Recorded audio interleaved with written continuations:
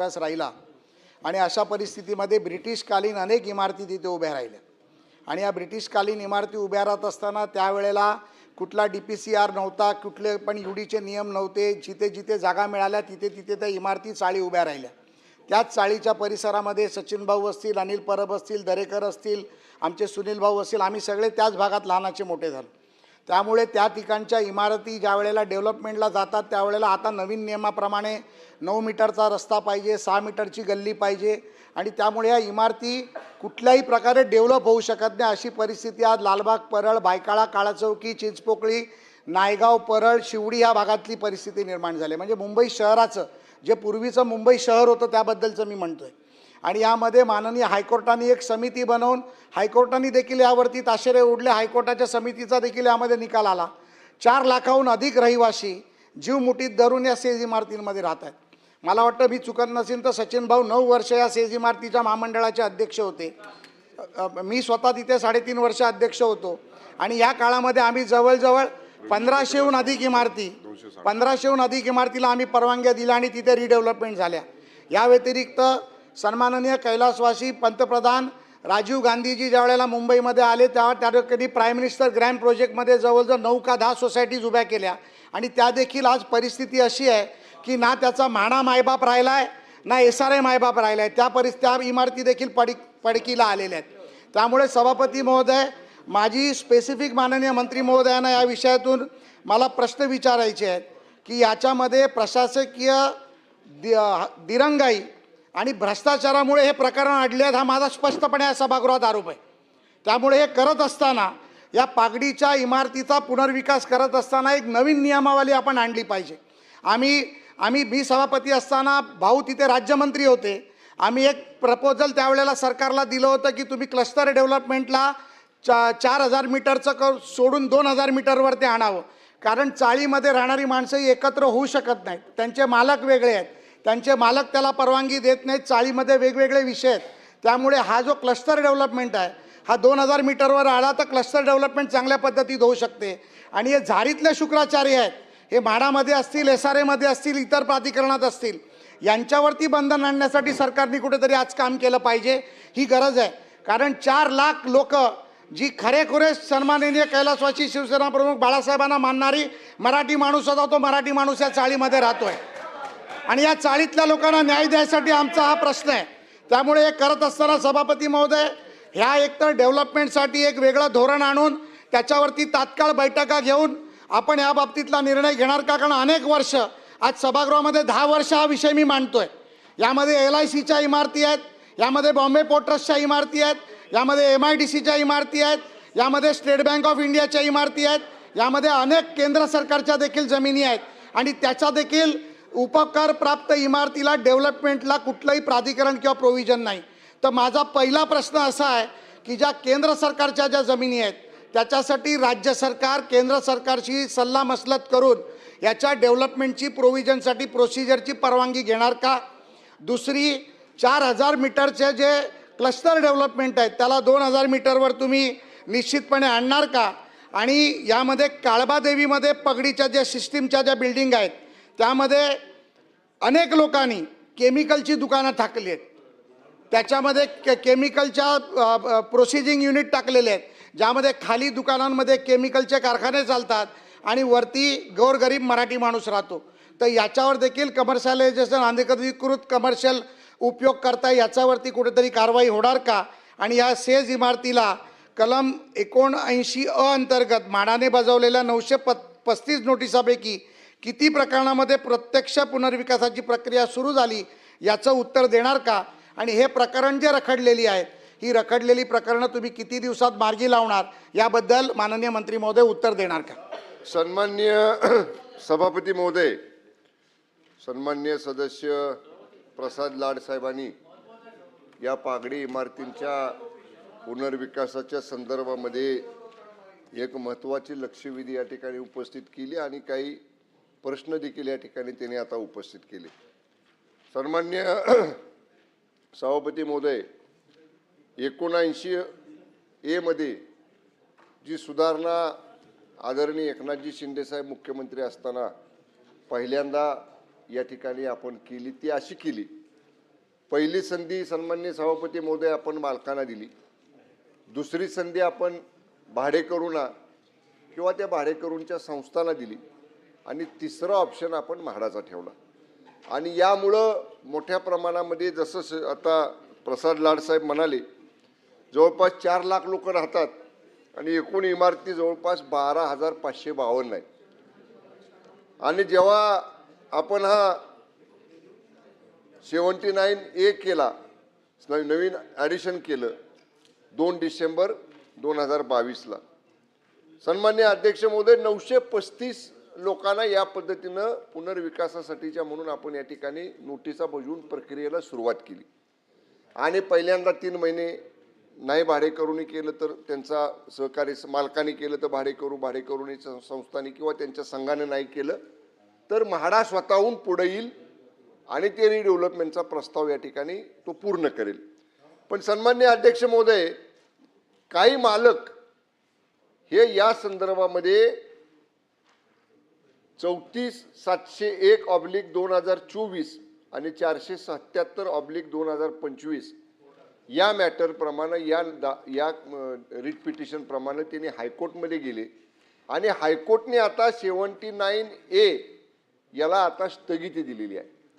आणि याच्यामध्ये ही स्थगिती दिल्यानंतर सन्माननीय अध्यक्ष महोदय, आपण म्हाडाच्या मार्फत हायकोर्टमध्ये पुन्हा ॲप्लिकेशन केलं आणि आपण यामध्ये सुधारित आदेश माननीय उच्च न्यायालयाने द्यावेत म्हणून न्यायालयाकडे आपली बाजू मांडल्यानंतर 33(7) प्रमाणे 33(7)(1) प्रमाणे जर तुम्हाला 51% भाडेकरूंनी जर संमती दिली तर म्हाडा कॅन गो अहेड, म्हणजे म्हाडा पुढे जाऊ शकेल.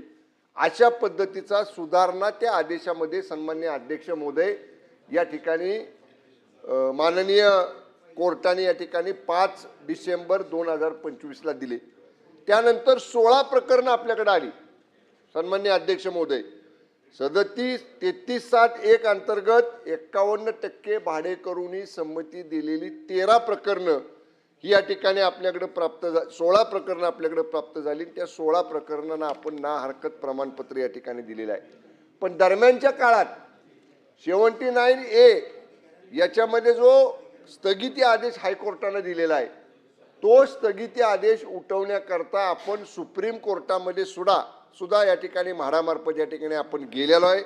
आणि आत्ता सन्मान्य अध्यक्ष महोदय 20 जुलै 2026ची तारीख माननीय सुप्रीम कोर्टाने त्याच्यासाठी नेमलेली आहे. आपण सन्मान्य अध्यक्ष महोदय महाअभियोक्ता तुषार मेहता साहेबांना विनंती केलेली आहे आणि त्यांनी राज्य सरकारची बाजू तिथं मांडावी.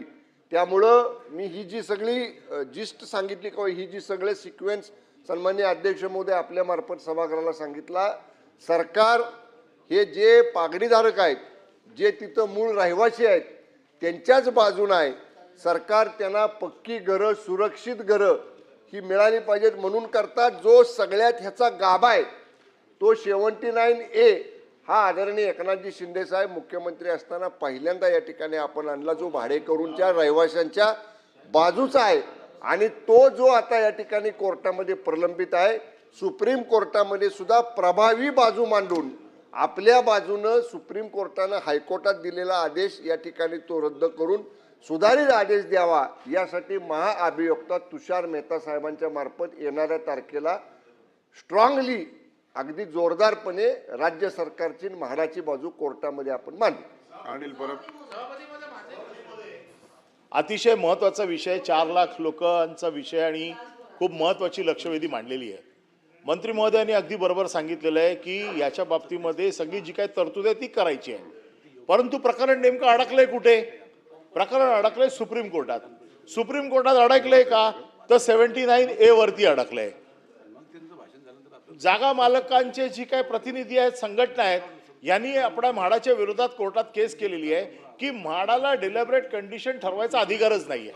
या एका गोष्टीवरतीच कॉम्पिटंट अथॉरिटी म्हाडा नाहीये, कॉम्पिटंट अथॉरिटी महानगरपालिका आहे. या एका गोष्टीवरती प्रकरण कोर्टात पडलंय आणि आज जवळजवळ 61 बिल्डिंगला तुम्ही डेलिबरेट कंडिशनची नोटीस दिलेली आहे. या लोकांना तुम्ही घरं खाली करायला सांगितलेली आहे. 935 बिल्डिंग पैकी आज अशी परिस्थिती आहे की त्या बिल्डिंग कधी कोसळू शकतील अशी तुम्ही एक परिस्थिती लँड ओनर असोसिएशनने तयार केलेली आहे। याच्या बाबतीतलं सोल्युशन सोपं आहे की सरकारने म्हाडा कॉम्पिटंट अथॉरिटी आहे हे कोर्टात डिक्लेअर केलंय, जे अजून केलं तर हा प्रश्न एका मिनिटात सुटून जाईल आणि 79A चा प्रश्न जो सुटला तर हा सगळा प्रश्न मुळापासून सुटतोय। म्हणून येणाऱ्या तारखेला जसं आपण सांगितलं की तुषार मेहताजींना आपण सांगितलेलं आहे, परंतु याच्या बाबतीमध्ये म्हाडा फार काही सिरियस नाहीये। जो आमचा अनुभव आहे इतके दिवस आम्ही बघतोय या प्रकरणामध्ये, जर म्हाडाने हे प्रकरण सिरियसली कॉम्पिटंट अथॉरिटी म्हणून स्वतःला डिक्लेअर करून घेतलं तर हा प्रश्न मुळापासूनच संपेल, मग बाकीचे प्रश्न सोडवता शकेल। माझी फक्त आपल्याला एवढीच विनंती आहे की या प्रश्नाच्या मुळाशी बाकी 2000 मीटर करायचा 4000 मीटर करायचे नंतरचे प्रश्न आहेत, त्याला 79A ला 51% कन्सेंट पाहिजे की नाही हे नंतरचे प्रश्न आहे, पण ज्या मूळ प्रश्नामुळे हे प्रकरण जे अडकलेले आहे ते मूळ प्रश्न 79A म्हाडा कॉम्पिटंट अथॉरिटी आहे की नाही याच्याशी संबंधित आहे। आणि म्हणून आपण तिकडे जायच्या अगोदर, कोर्टात हे दाखवायच्या अगोदर, कोर्टात हे सांगायच्या अगोदर पहिले इथे नोटिफाईड करून घ्यायला पाहिजे की म्हाडा ही कॉम्पिटंट अथॉरिटी आहे। जोपर्यंत हे इथे डिक्लेअर होत नाही, महाराष्ट्र शासन इथे डिक्लेअर करत नाही की म्हाडा ही कॉम्पिटंट अथॉरिटी आहे, तुम्ही कोर्टात जाऊन सांगू शकत नाही की म्हाडा ही कॉम्पिटंट अथॉरिटी आहे, कारण कोर्ट विचारणार तुम्हाला की म्हाडा ही कॉम्पिटंट अथॉरिटी आहे की नाही। तुम्ही जर मी तेच सांगतोय, जर महाराष्ट्र सरकारने म्हाडाला कॉम्पिटंट अथॉरिटी जाहीर केलं तर साहेब हा एका दिवसाचा प्रश्न आहे। मेहता साहेब कोर्टात उभे राहिले तर हा प्रश्न एका दिवसात संपू शकतो एवढा आम्हाला विश्वास आहे। पण तो आपण पहिलं म्हाडा ही कॉम्पिटंट अथॉरिटी आहे हे जाहीर करा सरकारकडनं। आपण जो काही कायदेशीर प्रक्रिया आहे ती कोर्टात जायच्या अगोदर पूर्ण करा इथे, तर तुमच्या म्हणण्याला सगळं अर्थ प्राप्त होईल आणि हा प्रश्न मुळासकट सुटेल।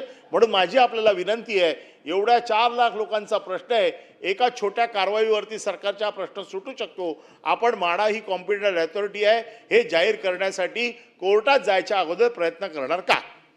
सन्मान्य सभापती महोदय, या संदर्भामध्ये माननीय उच्च न्यायालयाने मंडळामार्फत 79A नुसार मालकांना ज्या नोटीस आपण दिलेल्या होत्या 79A प्रमाणे, त्याच्या संदर्भामध्ये 2 निवृत्त न्यायाधीशांची समिती माननीय हायकोर्टनं गठीत केलेली आहे।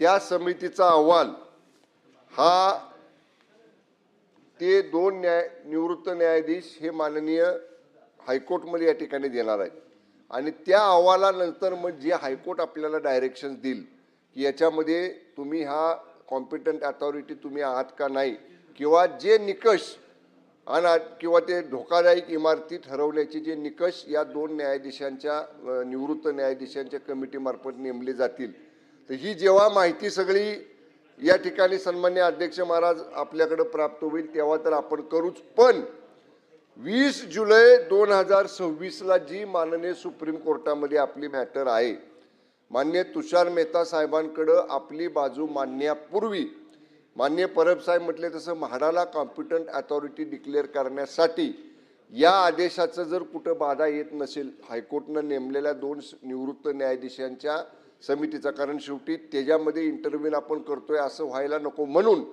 अधिवेशन